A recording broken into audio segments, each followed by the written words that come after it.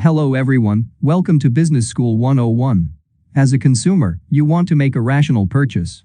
However, when you make decisions, you might unintentionally be influenced by various types of biases. For example, you would not buy organic food based on your first experience, which reminds you that it is not tasty. Even though many tasty organic foods are good for your health, your first experience might prevent you from buying other organic foods. In fact, different types of biases could heavily influence consumers' judgment and decision-making process. So what are those biases and how have consumers been influenced? In this video, I will discuss these questions with you. Number 1. Anchoring bias. When consumers make judgments, they often employ an anchoring and adjustment process. Consumers tend to rely heavily on the very first piece of information they are given about a topic.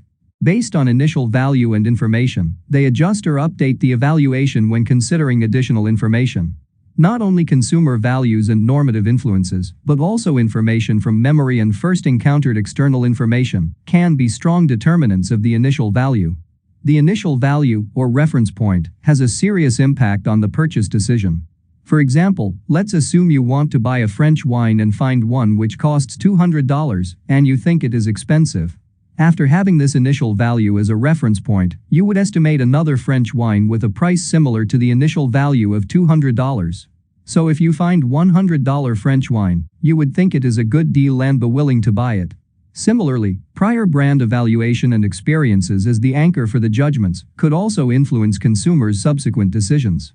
For example, when consumers like the Apple brand, it could block learning about the attributes of an Apple product that signals product quality.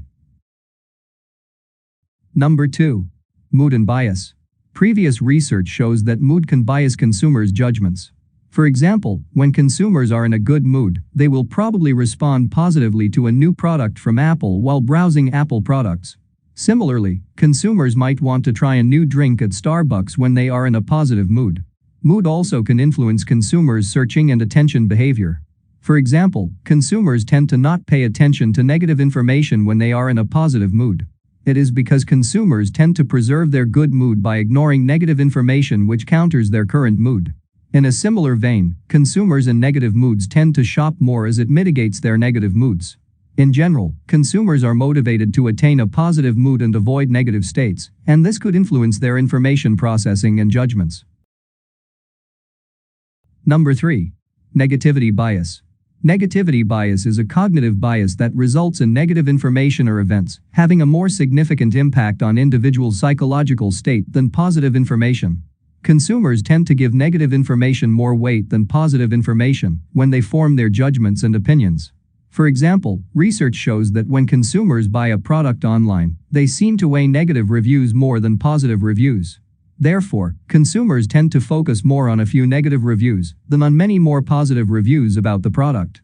That's why marketers put efforts into satisfying consumers' needs to avoid negative comments about their products. Now let's wrap up today's topic. In this video, we discussed 3 different biases affecting consumers' judgments and decision-making processes. Please keep in mind that even though we cannot eliminate all of these biases, it is essential to understand how they could affect our evaluations. By doing this, we could develop more critical thinking skills and become more rational when making purchasing decisions. Alright, that's all for today's topic. If you have any questions regarding this video, please leave your thoughts in a comment below. I hope you guys have enjoyed this video, and if you did, make sure you give it a thumbs up and subscribe to my channel. Thanks for watching, and I will see you next time.